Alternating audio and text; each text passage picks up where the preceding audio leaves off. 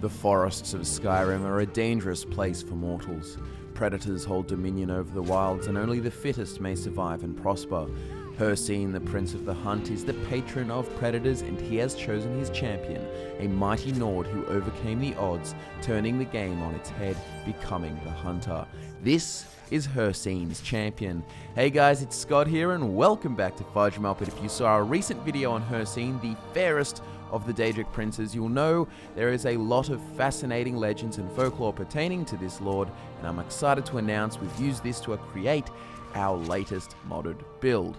With his own unique beast form, an incredibly diverse spread of skills and perks, and a savage aesthetic, Hircine's Champion was born to rule the wilderness of Tamriel. The Moonlight Tales Special Edition mod means the champion stands out from the other were creatures both in appearance and abilities. When configuring this mod, pick the beta skin, which is brown with yellow eyes. We did this to make him stand out as his own individual werewolf. This character isn't meant to be some super unstable guy, so we've opted for more vanilla settings, with way less random transformations. The feel is a very deliberate, organized hunter who uses this unique power to hunt as opposed to just becoming overcome by random bloodlust. But if you want more frequent transformations, you can do that for your playthrough. The Ordinator perk overall gives us access to a ton of new perks. The Immersive Armors mod allows us to garb the champion in the skins of his prey. The Alternate Start mod is perfect for role-playing this Nord's origins, and with Imperious Races of Skyrim and Andromeda Standing Stones of Skyrim, he'll have a completely overhauled racial and standing stone set of powers. Lastly, don't forget that we've put timestamps in the description below for anyone who wants to easily navigate the sections of the video. With all that said, let's get right into it.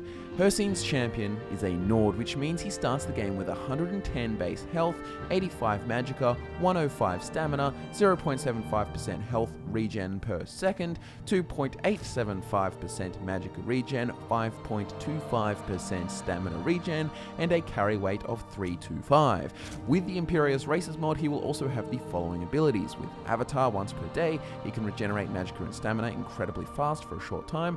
With Son of Skyrim, he will have a resistance in Frost, which is increased further while Avatar is active, and the Purge allows you to choose a race at levels 10, 20, and 30, and you will deal bonus damage to these races permanently. Finally, Warrior's Heart allows you to deal more damage as your health decreases in combat. Now, Hircine's Champion will use the Steed Stone. This fits his role-playing as a huntsman, as he is in quick pursuit. It comes with these three powers. Explorer permanently increases carry weight by 50 points and adds random nearby landmarks to the map to be discovered. Gallop gives you 40% movement speed and 50% faster stamina regen when out of combat. And Bag of Holding gives you an extra dimensional storage space to stash or retrieve items on the go. As for stat spread, the champion will have an even split 50-50 of stamina and health. Stamina is great for shield bashes, shield charges, slowing time with the bow, power attacking, and general sprinting. And as for health, we've got that for keeping us alive and breathing. Magicka is not necessary at all for Hircine's Champion. Hircine's Champion was born in a small village on the banks of Darkwater River. He grew up in the foothills of the Throat of the World in the midst of Skyrim's wilderness. To the east, the great mountain rose beyond the clouds. For all he knew, the summit could well be in the heavens. To the west, the pitch-black waters of Darkwater flowed in an endless torrent north, and all around his village, snow-covered pine trees stood impossibly straight, postured resiliently against the elements. The people of his village were kind-hearted and caring. As he grew up, he realized that travelers were hesitant to accept their hospitality, but he couldn't understand why. Granted, the closest major city was Riften, and that was a hike that would take several days. Ivarstead was much closer, but even they didn't trust his kin. Surrounded by nature, the villagers had gravitated towards the Daedric Prince of the Hunt, Hircine the Huntsman and father to man-beasts.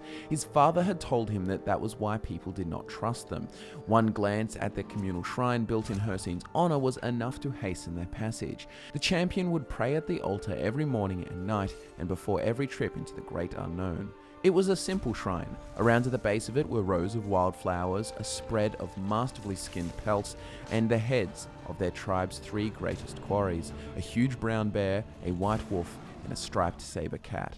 The shrine itself was an effigy crafted from sticks and twine. The wives had toiled away for months affixing it with hundreds of adornments. The end product looked almost like a tree sprouting from the earth, only it came to a head about 6 feet from the ground, where a stag's skull and antlers watched over their village.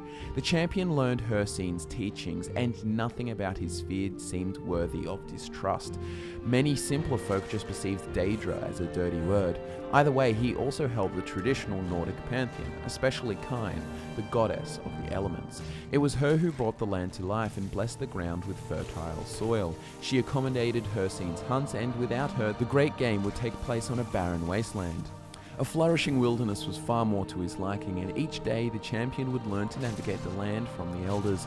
A true hunter could do more than just land an arrow in his target. A true hunter could harvest the flora, could chop the wood, could follow scents and tracks, and most importantly, do all this without disturbing the natural order. One misstep would see your quarry spook and escape, and that meant starvation this far from the major cities. Fortunately, the champion was a promising young hunter, and many of the villagers believed he would be embraced by Hircine himself. But before that day would come, he had to face his final initiation ceremony into maturity. This would be the catalyst for his freedom to come and go from the village at his leisure. It was a simple task in all. He would travel deep into the forest at noon, to the heart of the wilderness, where the sun's rays could hardly penetrate. He then had to hunt his supper and return it to the village. And then came the final step. He had to repeat the journey at midnight, setting up camp in the heart of the woods, staying alone in the wild until daybreak. With a stomach full of venison, the champion retraced his footsteps. He had his bedroll slung across his right shoulder and his bow across his right. Other than that, he had only the clothes on his back. For the majority of the hike, the silver twilight of Secunda had given him ample visibility on the forest track. But soon, as the pines hugged the pathway tighter and tighter, the moon glow was held at bay by the high canopy. He was about to make camp when he heard an odd disturbance. The gentle serration through the trees grew louder, and from behind he heard a howl. This was no wolf. A wolf's howl was unmistakable. This sounded more like a dog. The champion turned. In the distance, penetrating the darkness, he saw a pack of pale blue apparitions. They were approaching at alarming speed. Some of them were small creatures, others were huge, perhaps mounted. The howls became barks. Had the dogs caught his scent? Suddenly, overpowering the distant yapping, came a great bellow of a horn. The noise filled the forest, and the apparitions were closing on him even faster now. The champion's heart was racing. Panicked, he took cover in the brush, leaving the track. He waited anxiously behind a large tree, watching to see if the ghostly horde would pass. When they arrived at the spot he had previously stood in, they came to a sudden halt. He could see them well enough now. They were 4 hounds pulling their leashes taut, and there were 4 men atop their thoroughbred horses. The foremost rider had antlers emerging from his temples. In unison, they turned his way. The champion threw his head behind the cover of the tree, but it was too late. He'd been spotted. The champion dropped his bedroll and ran. He lopped through the brush in a disjointed sprint, adeptly dodging the low branches. The horn sounded once more and the spirits came after him. He ran until his chest burned and he knew they would catch him. Desperate for a distraction, the champion ripped his hide tunic with his knife, carving a large piece from the breast, and then he draped it over an exposed branch of a nearby tree. Half naked, he ran to take cover behind a tree further along. He threw himself into the dirt and covered his exposed skin with soil. The hunters were close behind. The champion watched in anticipation from a short distance away. The hounds spat globs of saliva as they snarled. They were barking at his ripped tunic. The lead hunter pointed up the tree and the ghostly figures laughed like demons. Their quarry was trapped in the canopy. The champion unslung his bow and drew an arrow in absolute silence. The hunters were still, waiting. He lined up the shot, took a deep breath, and held it. As the air slowly escaped his nostrils, he let loose. The arrow soared towards the lead hunter and struck him between the antlers. Miraculously, it hadn't simply passed through him, but it was a small victory, for the leader was unharmed. But the hunters did not attack him, even after discovering him in the dirt. With the arrow jutting comically from his head like a unicorn's horn, the antlered leader simply clapped, and then they all vanished. Hircine's champion awoke in the brush, lying on his bedroll. The bird song meant daybreak. He had survived his initiation. He smiled to himself. What a vivid dream. But when he looked down at his chest, his tunic was ripped. We will join Hircine's Champion a few years after his initiation. He will be camped in the woods not so far from Helgen. Be sure to pick this option with the alternate start mod. Role-playing this build is simple and fun. He lives for the hunt and can sustain himself away from civilization for a lifetime if he's so inclined. He loves challenges, games, and worthy contenders. He will embrace the hunt as an honourable sportsman, playing no tricks on his prey, but instead defeating them in combat or through his exceptional tracking and marksmanship. He will seek battles with big bosses and beasts wherever possible, and he will always collect a trophy, so be sure to harvest those pelts. He reveres the gods of the Nordic pantheon, but he is of course especially devout in his veneration of Hircine. The commotion at Helgen will pique his interest in the dragons. Bears and wolves are fair quarries, but what better prey is there than a dragon? He will investigate Helgen, and he will take it upon himself to hunt down every dragon in the land. So the main story is obviously going to be a big one for Hircine's Champion, and this extends into the Dragonborn DLC. You'll also want to join the companions as soon as possible, not just because he will fit in among them, but also to gain access to lycanthropy. Becoming a werewolf will bring him closer to the father of man-beasts and secure him a spot in Hircine's hunting grounds. He will meet the Frostmoon Pack in Solstheim to get his ring, and he will side with the Stormcloaks in the Civil War and be very pro-Nord due to his traditional upbringing. The Dark Brotherhood is definitely viable as he is the ultimate stealthy killer, but it's up to you whether to align that with his morals. Do you go evil or stick to hunting animals? The Dark Brotherhood definitely could be considered conflicting to his sense of sportsmanship. The Dawn Guard is also an option to hunt down some vampires. But now that we have his backstory, role-playing, and factions, let's get into the champion's skills, spells, perks, and overall playstyle. The main skills for this build will be one-handed, block, archery, light armor, heavy armor, smithing, and sneak. Quite a variety, I know, but would you expect any less from the perfect all-round hunter and survivalist? Before we hone in on those essential perks, let's talk spells and shouts. He won't be using any spells, and shouts are necessary unless you choose to incorporate them. But what he will be using is his werewolf powers. Be sure to spec into the werewolf skill tree fully, and you can resort to this when you want to be more feral and aggressive in combat. With that said, here are the champion's essential perks. Every Hircine worshipper knows that there is nothing more shameful than hunting a helpless victim. For the game to be satisfying, a hunter must pick a worthy adversary, and then when the champion finds himself within an arm's reach of a wolf's gaping maw or bear's sharp claws, a bow and arrow is not going to save you. It is in close quarters situations where a hunter relies on an axe and shield. Protecting your own hide is just as important as skinning your targets. That's why the champion has one-handed and block. From the one-handed skill tree, take one-handed mastery 2 of 2, furious strength, overrun, disciplined fighter, thundering blow, aftershock, bleed like a lamb 3 out of 3, mangle 2 out of 2, shield biter, wolf's tooth, go for the throat, apex predator, and wandering warrior. Wandering Warrior is a standout here, offering a permanent plus 1% bonus to one-handed damage every time you defeat at least 4 humanoids or animals in a battle.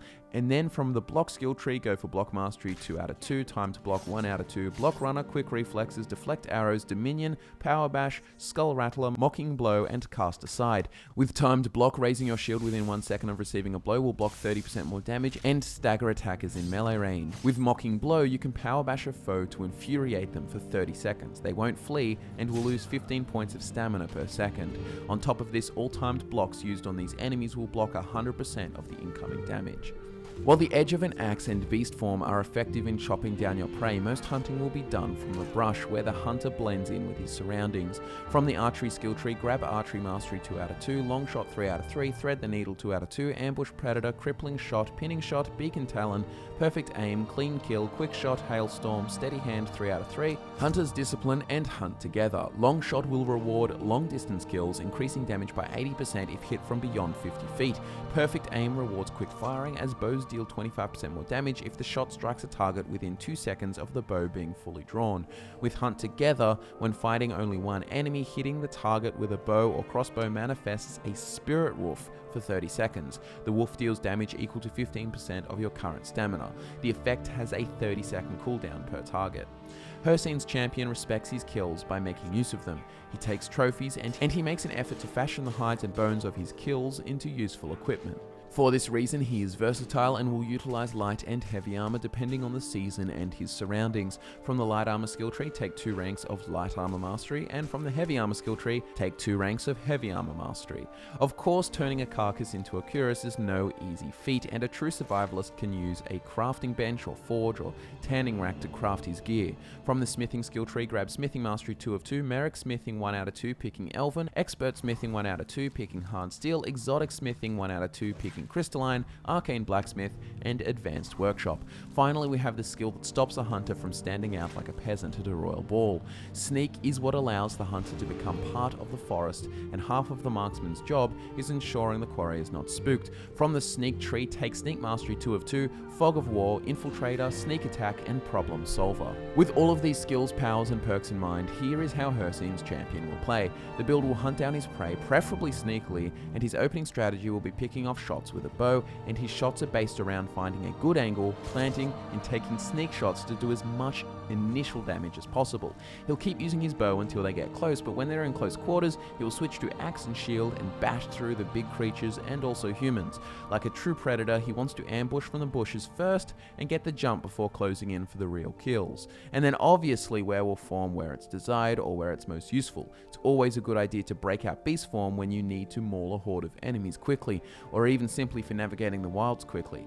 As Hircine's champion, you will be quite in control of your transformations, so if no one is nearby, you can enjoy your bestial mode. As for gear, Hircine's champion will be adamant about fashioning his kills into useful equipment. Each piece of gear comes from a different kill. He's a hunter wearing his trophies. With that in mind, you'll want the War Chief heavy headdress, from the time he killed a saber cat to save his hide from killing a werewolf, a fur collar, the loose variety, which could be from killing any animal, the Iron Har plate light gauntlets and boots, which has bits of furs, and finally the Ring of the Hunt. This unique ring will allow you to regenerate health while in beast form. Smith all of it to max potential as well as the weapons, and on the topic of weapons, the champion will use Nordic arrows, a Nordic bow, a Nordic war axe, and a snow bear shield with the hide of a snow bear that he killed.